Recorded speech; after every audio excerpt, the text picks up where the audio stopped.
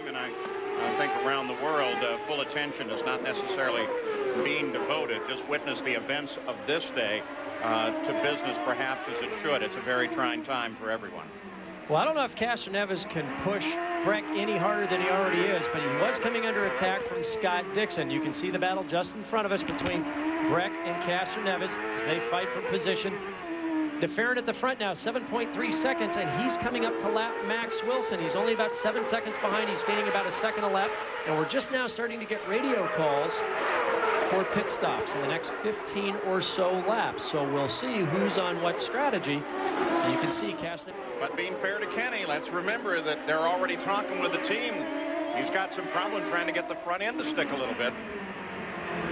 Probably smarter to go ahead and let it happen than it is to Dixon. Tagliani was able to get him. Tagliani got Dixon. So Tagliani to second. Scott, the only driver that hasn't come in. It's nearly impossible to drive these cars under these conditions on these restarts. Scott is just open for being passed until he gets enough corners, enough laps that he can generate enough heat in the tires to knock off all the tire pickup. Bruno Junqueira now having a look at it. Beyond the halfway point. Comes in for his stop. They've got to be bringing him in. I would think this would have to be the lap call. Oh! Well, that's not how he wanted to come in, and it's not the right place. He gets nerfed by Junqueira.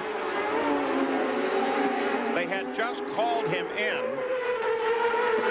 And you could see Castroneves hard on the brakes, locking him up to avoid contact.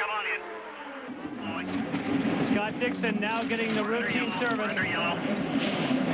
He said he does not feel as though the car is damaged.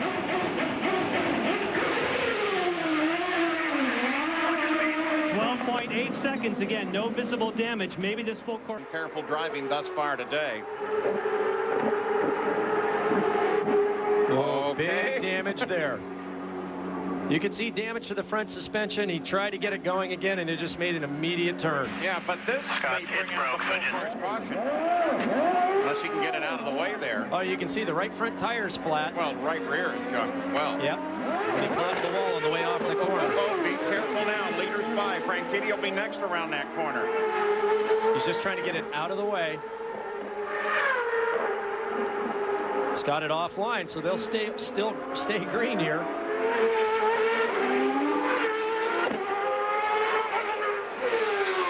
To go now for DeFerrin, looking for his second victory of the season.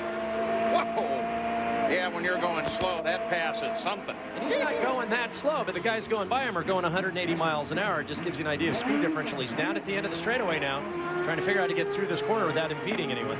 So what happened to Scott? Gets turned in, on the throttle, snaps it around, and backs it in. This is how it looked to Scott. On the brakes,